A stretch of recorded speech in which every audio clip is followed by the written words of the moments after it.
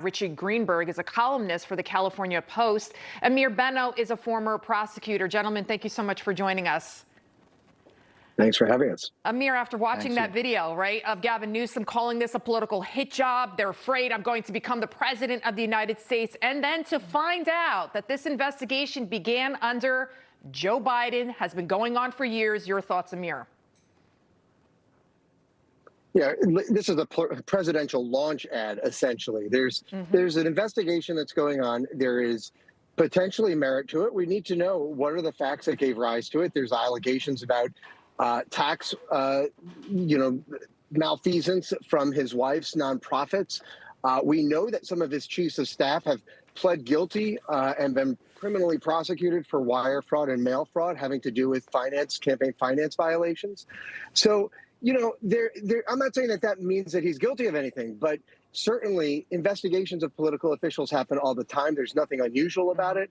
And he shouldn't say that this is, evidence of a political persecution. Well, at the beginning of this, Richie, I said alleged investigation because he's alleging there's an investigation of him. He's not involved in this. Right now, they're only looking at his former chief of staff, who, by the way, has already pled guilty to felony federal charges, and his wife. And the specific thing there is a tax evasion. They're concerned that there is something nefarious going on with how she's running her nonprofits, and they're questioning things called, I believe it's behest payments, where the governor goes to some group, in this case, a Indian federation, and says, my wife's got this great nonprofit. Don't you want to give some money to it? And guess what? She gets $1 million.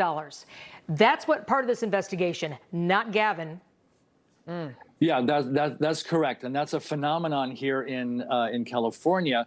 These behest. So you're basically asking for a donation to your favorite charity or other agency in response for being able to have some sort of influence or to talk. How's that legal? With government officials. Well, in California, it is legal. That's what the legislators have allowed. And that's why it's such a mind-boggling, this is something that should never be allowed. But the legislator passed that. This has been something put before the San Francisco, the Board of Supervisors, the City Council as well.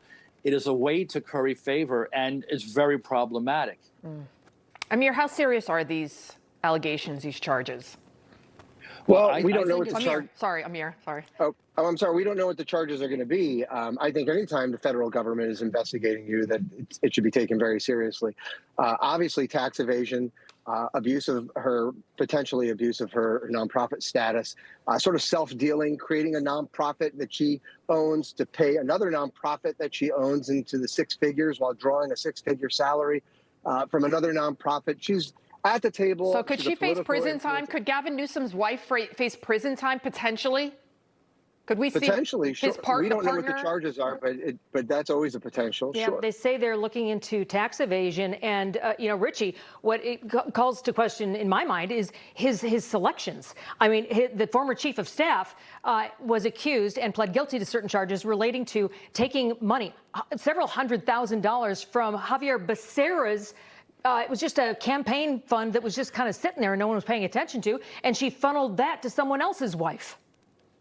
Yeah, and one of the really interesting things about this whole situation is how the mainstream media has been pretty much on their side, on Gavin Newsom's side and the Democrats' side that are in California, to suppress issues like this, and to instead what Newsom is doing is what they call poisoning the well.